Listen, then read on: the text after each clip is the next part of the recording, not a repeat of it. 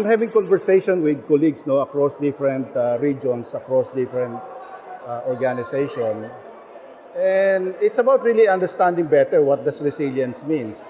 Okay. So I'd like to obtain your view from your perspective. What does resilience means to you? Yeah, thank you, Sana, for the question. But I would like to approach that on a personal level, not on a scientific or whatever. Right. I guess it's a context of one's experiences, for that matter, and one's perception of things, accidents or disasters, for that matter, or problems would happen. It's not a question of it's a question Right. of when. And in the context of one's belief, you would usually have a belief that something is going to happen. And the next question that would come in is, am I ready to absorb the effects that unusual event, for Right. that matter, and how I can more or less immediately or how soon I can recover from the shocks of that event. Right. So I think resilience begs the question that you're aware that it's going to happen.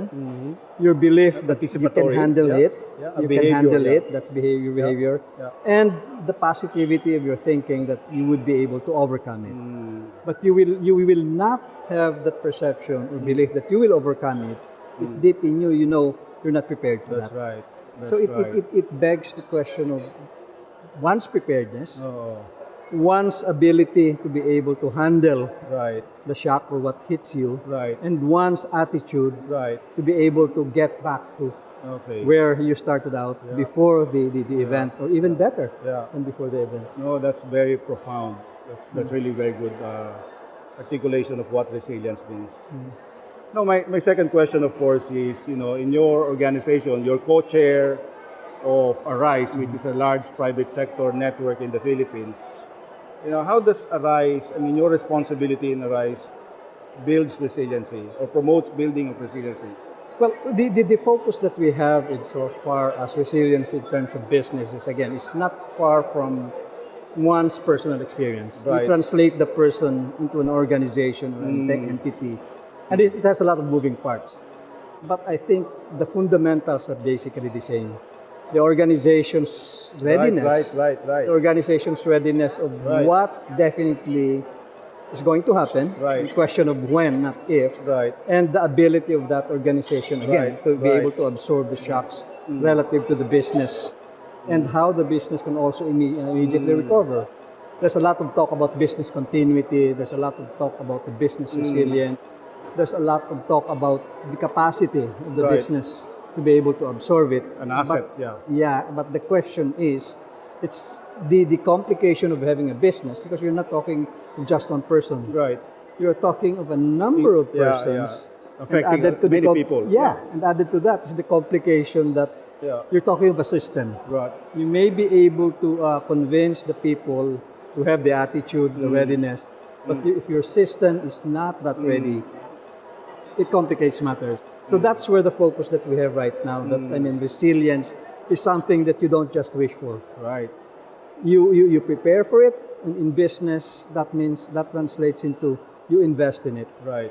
And when you make the investment, it basically has to be something that is appropriate Right. to the kind of shock Right. that you anticipate. Wow. Yeah. And how how soon and how fast you can recover, because it translates to the bottom line figure of your business.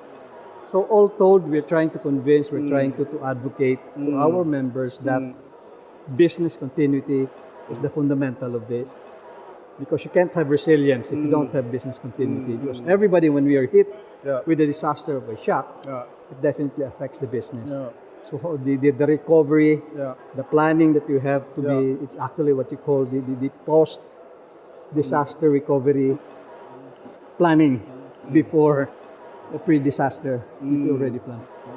No, I'm very pleased that there's strong coherence between your personal values, Oh, definitely. how you practice resilience, and how you promote it in a larger system such as Arise. Yeah, and Network. and in the Philippines, son, the culture of Filipinos, we're very personalistic. Right. And basically, when you talk to people, sometimes we talk about systems. Yeah. people would definitely Right. more or less relate it or translate to how it translates to me as a person. So that's something And then you have a credibility because of that, you know, because you practice also. So thank you so much. Thank you very much. I hope I got to answer your questions. So Vice Admiral Alex Pama, co-chair of Arise Arise Philippines, and you know who.